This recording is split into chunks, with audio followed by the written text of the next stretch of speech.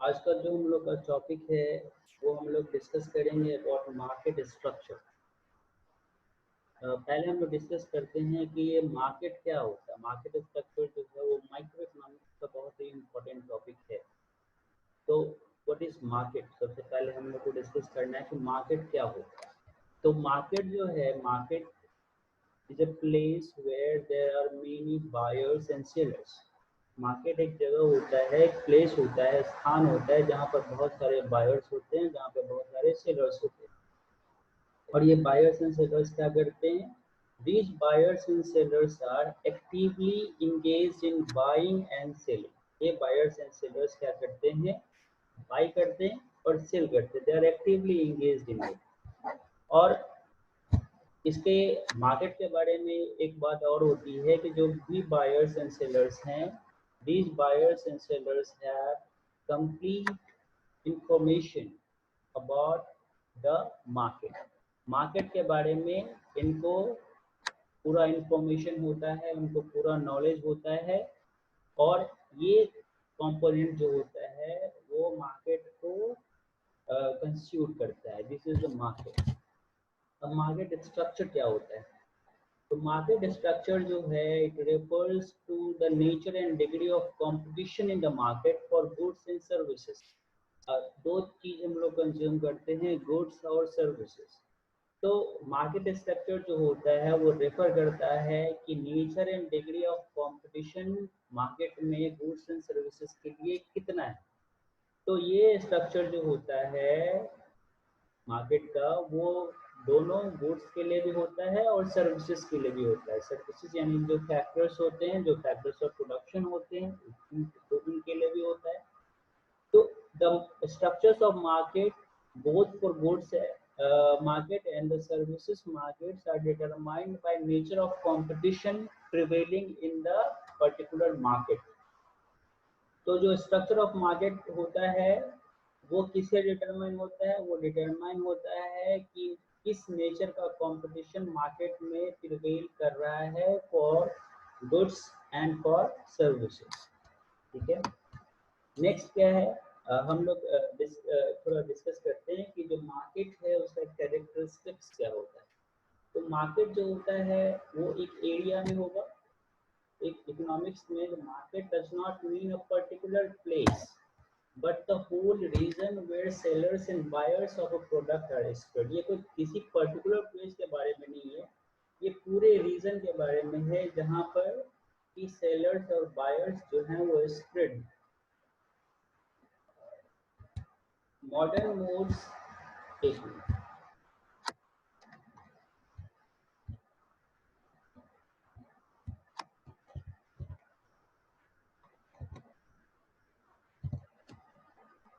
Modes, जो modern modes वो है कम्युनिकेशन का या ट्रांसपोर्ट का, वो उन्होंने जो मार्केट का एरिया है, प्रोडक्ट का जो एरिया है उसको बहुत ही वाइड बना दिया है। अभी मार्केट जो एरिया है वो किसी पर्टिकुलर प्लेस पे नहीं है। कम्युनिकेशन के थ्रू, ट्रांसपोर्ट के थ्रू ये एरिया जो है वो काफ़ी एक्सपैंड हो चुका है, काफ़ी बढ़ चुका है।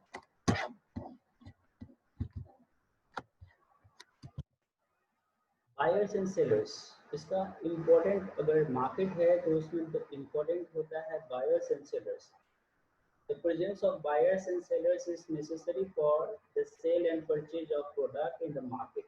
अगर बायर्स और सेलर्स नहीं होंगे तो फिर मार्केट कैसे बनेगा? क्योंकि बायर्स बाई करते हैं, सेलर्स सेल करते हैं, ये दोनों मिलकर ही मार्केट को कंस्टिट्यूट करते हैं। तो जो मॉडर्न एज है उसमें बायर्स एंड सेलर्स का प्रेजेंस जो है वो किसी मार्केट में ही जरूरी नहीं, क्योंकि they can do transactions of goods through letters, telephones, business representatives, internet, etc। एक minute.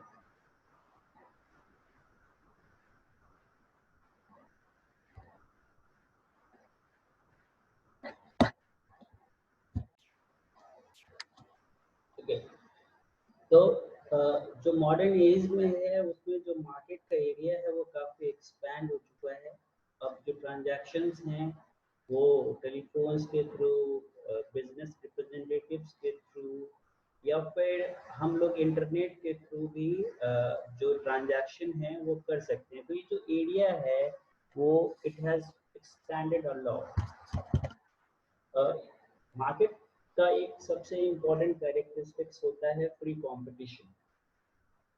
There should be free competition among the buyers and sellers in the market.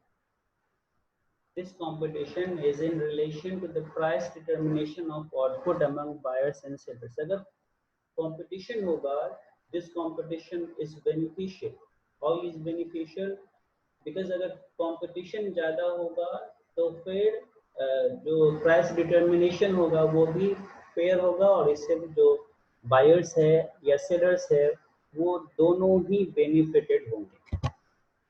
हम लोग जो मार्केट स्ट्रक्चर होता है उसमें बहुत तरीके के मार्केट स्ट्रक्चर के बारे में पढ़ना होता है। आपने ग्रेजुएशन में भी पढ़ा होगा। Profit competition, monopolistic competition, monopoly और ओलिगोपोली। ओलिगोपोली के अंदर फिर बहुत सारे कॉम्पिटिशन्स भी होते हैं। डिओपोली, मोनोप्सोनी कंपटीशन भी होता है, जिसको इसमें मैंने अभी नहीं बताया कि सिलेबस में नहीं है। तो ये चार जो है वो इम्पोर्टेंट मार्केट स्ट्रक्चर होते हैं। ये चार इम्पोर्टेंट मार्केट स्ट्रक्चर जो होते हैं वो आपको पढ़ने हैं। तो सबसे पहले हम लोग डिस्कस करेंगे प्रॉफिट कंपटीशन के बारे में। प्रॉफिट कंपटीशन क्या है? जो profit competition describes a market structure where competition is at its greatest possible level, है ना। परफेक्ट कंपटीशन है, कंपटीशन जो होता है वो बहुत ज़्यादा होता है। और टू बी मोर क्लियर, ये perfect competition is a market which exhibits the characteristics, the following characteristics in its structure and is said to show perfect competition। ये जो characteristics है, कुछ features है वो दिखाते हैं perfect competition। तो क्या characteristics दिखाते हैं? पहला, it is a market structure where there are large number of sellers and buyers। ये जो market structure होता है उसमें sellers और buyers जो होते हैं वो काफ़ी ज़्यादा होते हैं। फिर दूसरा क्या है, जो प्रोडक्ट होता है वो होमोजेनस होता है। प्रोडक्ट होमोजेनस होने का क्या मतलब है कि वो एक तरीके का प्रोडक्ट होता है। You can not distinguish one product from other. आप ये नहीं कह सकते कि ये प्रोडक्ट जो है वो दूसरे से अलग है।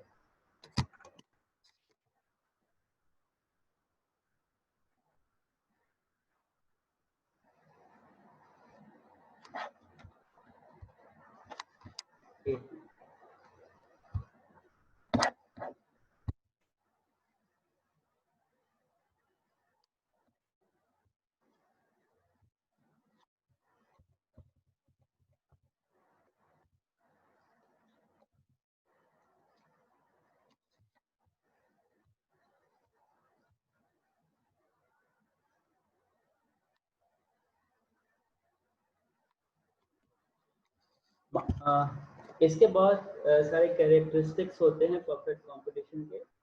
इसमें इम्पोर्टेंट कैरेक्टरिस्टिक्स क्या हैं कि जो बायर्स एंड सेलर्स होंगे वो काफ़ी ज़्यादा होंगे। प्रोडक्ट जो है वो होमोजेनस होगा, प्रोडक्ट एक ही क्वालिटी का होगा। नो बैरियर्स टू एंट्री, किसी भी फर्म को एंट्री के लिए कोई बैरियर नहीं है इस परफेक्ट कंपटीशन में। ये एक इम्पोर्टेंट कैरेक्टरिस्टिक्स है इसका। जो मार्केट है उसके बारे में बिल्कुल परफेक्ट नॉलेज रहेगा, बायर्स को भी एंड सेलर्स को भी। दूसरा, इसमें ट्रांसपोर्टेशन कॉस्ट जो है वो इन्वॉल्व नहीं होता है। जो फैक्टर्स ऑफ प्रोडक्शन है उनकी मोबिलिटी परफेक्ट होती है, मतलब they can move from one firm to another firm. Price can not be controlled in this market structure. इस मार्केट स्ट्रक्चर में प्राइस को कंट्रोल नहीं किया जा सकता है। ट्रांसपोर्टेशन कॉस्ट जो होता है वो इसमें प्रेजेंट नहीं होता है। There is absence of transportation cost. और एडवर्टीजमेंट भी नहीं होता है। There is no advertisement in this perfect competition market structure.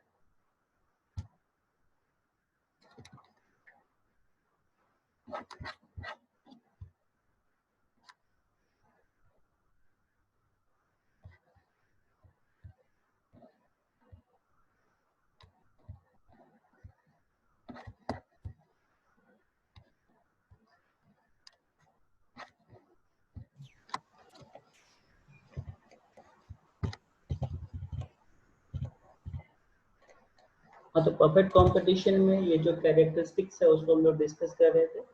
तो इसमें ट्रांसपोर्टेशन कॉस्ट जो है वो इन्वॉल्व नहीं होता है, और इसमें एडवर्टीजमेंट भी नहीं होता है। एडवर्टीजमेंट क्यों नहीं होता है?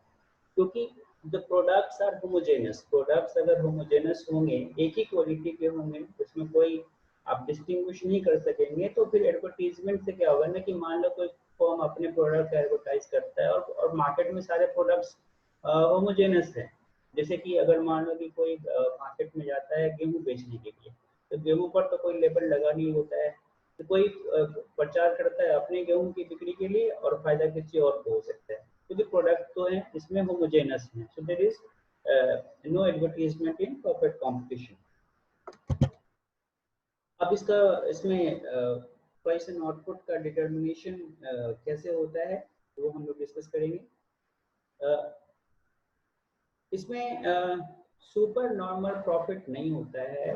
जो परफेक्ट कंपटीशन होता है उसमें सुपर नॉर्मल प्रॉफिट नहीं होता है। यहाँ पे जो इंडस्ट्री का प्राइस है वो डिटरमाइंड होता है to the interaction of supply and demand, और जिससे कि प्राइस डिटरमाइन होता है। इसमें आप फिगर में देखिए एक ये जो डी कर्व है that is the demand curve. ये डिमांड कर्व है। परफेक्ट कंपटीशन में demand curve is the average revenue curve, and यही जो है that is marginal revenue curve. तो यहाँ पर प्राइस एंड आउटपुट का डिटर्मिनेशन कैसे होता है? एक्स एक्सिस पे क्वांटिटी लिया है हमने, वाई एक्सिस पे प्राइस लिया हुआ है। तो प्राइस एंड आउटपुट का डिटर्मिनेशन होगा जहां पर एम आर और एम सी कर्व जो है वो कट करेगा। यहाँ पर ये पॉइंट, ये जो पॉइंट है यहाँ पर प्राइस और आउटपुट का डिटर्मिनेशन होता है। और एम सी कर्व जो है वो एम आर कर्व को कैसे काटेगा? नीचे से कटेगा, नीचे से कट करेगा। ये देखिए जो कट कर रहा है वो नीचे से कट रहा है, कट कर रहा है। यहाँ देखिए ये नीचे से कट कर रहा है ना। तो ये डिटर्मिनेशन होता है यहाँ पर प्राइस एंड आउटपुट का। तो अ, हम लोग कहते हैं कि आखिर यहाँ पर देखिए ये फिर आपका एवरेज टोटल कॉस्ट है। तो एवरेज टोटल कॉस्ट है ये यहाँ पर है। एवरेज टोटल कॉस्ट इतना पड़ा, ठीक है, और एवरेज रेवेन्यू जो है वो इतना पड़ रहा है। तो ये जो रीजन है, ये रीजन क्या है? ये इकोनॉमिक प्रॉफिट का रीजन होता है। लेकिन इसमें जो है वो सुपर नॉर्मल प्रॉफिट कहते हैं परफेक्ट कंपटीशन में कि अकर नहीं करता है। क्यों नहीं करता है? क्योंकि if super normal profits are made, new firms will be attracted into the industry. अगर सुपर नॉर्मल प्रॉफिट बहुत ज़्यादा हो रहा है तो क्या होगा? नए जो फर्म्स हैं वो इंडस्ट्री में आएंगे, वो इस सुपर नॉर्मल प्रॉफिट से अट्रैक्ट होके आएंगे, और इससे क्या होगा? प्राइस जो होगा वो फॉल करेगा, ठीक है। तो if firms are making a loss, then firms will leave the industry, causing price to rise. So the feature of perfect competition are very rare in real world. ये अच्छा, पहले तो इसको समझ जाइए कि ये सुपर नॉर्मल प्रॉफिट नहीं होता है ज़्यादा। ये एवरेज टोटल कॉस्ट यहाँ से ये यहाँ पर आता है, ये ऐसे करके यहाँ तक जाता है, मतलब नॉर्मल प्रॉफिट होता है। सुपर नॉर्मल प्रॉफिट अगर होगा तो सुपर नॉर्मल प्रॉफिट से क्या होगा कि बहुत सारे फर्म जो हैं वो मार्केट में आ जाएंगे। बहुत सारे फर्म इस सुपर नॉर्मल प्रॉफिट से अट्रैक्टेड होकर मार्केट में आ जाएंगे, और फिर क्या होगा? प्राइस कंपटीशन हो जाएगा, और फिर फर्म जो है वो नॉर्मल प्रॉफिट ही अर्न करेगा इन लॉन्ग रन, ठीक है। अब अब ये बात करते हैं कि ये जो परफेक्ट कंपटीशन है वो मार्केट में या फिर देखने को मिलता है कि नहीं? तो जो परफेक्ट कंपटीशन है this is very rare in real world. ये वास्तविक में जो रियल वर्ल्ड है उसमें देखने को नहीं मिलता है। लेकिन परफेक्ट कंपटीशन जो है ये एक इम्पॉर्टेंट इकोनॉमिक मॉडल है टू कंपेयर अदर मॉडल्स। ये इम्पॉर्टेंट मॉडल है जिससे हम अदर मॉडल्स को क्या करते हैं? कंपेयर करते हैं। It is often argued that competitive markets have many benefits which stem from this theoretical mode। जो बहुत सारे competitive market का जो बेनिफिट है वो इसी theoretical mode से जो होता है वो आया हुआ है, ठीक है। अब देखेंगे कि इसका एग्जाम्पल क्या हो सकता है। तो अच्छा, पहले तो आउटपुट डिटर्मिनेशन कैसे होगा, P is equal to M C होगा, और एम सी कर्व जो होगा वो एम आर कर्व को नीचे से कट करेगा, ऐसा होगा। तो प्राइस एंड आउटपुट का डिटर्मिनेशन यहाँ पर हो जाएगा।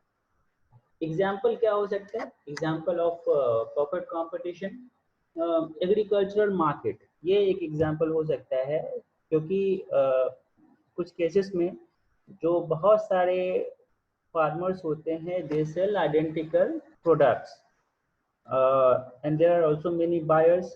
तो at the market it is easy to compare prices. Market में जब जाते हैं तो प्राइसेस को कंपेयर करना बहुत इजी होता है, और इसीलिए हम लोग कह सकते हैं कि agriculture market often get close to perfect competition. It get close to perfect competition. Perfect competition के क्लोज है, ऐसा नहीं है कि परफेक्ट कंपटीशन इसमें एक्चुअली प्रिवेल करता ही है। ठीक है, सो ये परफेक्ट कंपटीशन है। हम लोग कहते हैं, क्वेश्चन में पूछा जा सकता है कि परफेक्ट कंपटीशन इज मिथ, है ना, ये मिथ है, ये एक्चुअली प्रिवेल नहीं करता है। और ऐसा नहीं कि होमोजेनस प्रोडक्ट मार्केट में अब आते हो, ट्रांसपोर्टेशन कॉस्ट नहीं हो, फिर नॉलेज सबके पास हो, तो ये सारा एजम्पशंस पर बेस्ड होता है परफेक्ट कंपटीशन।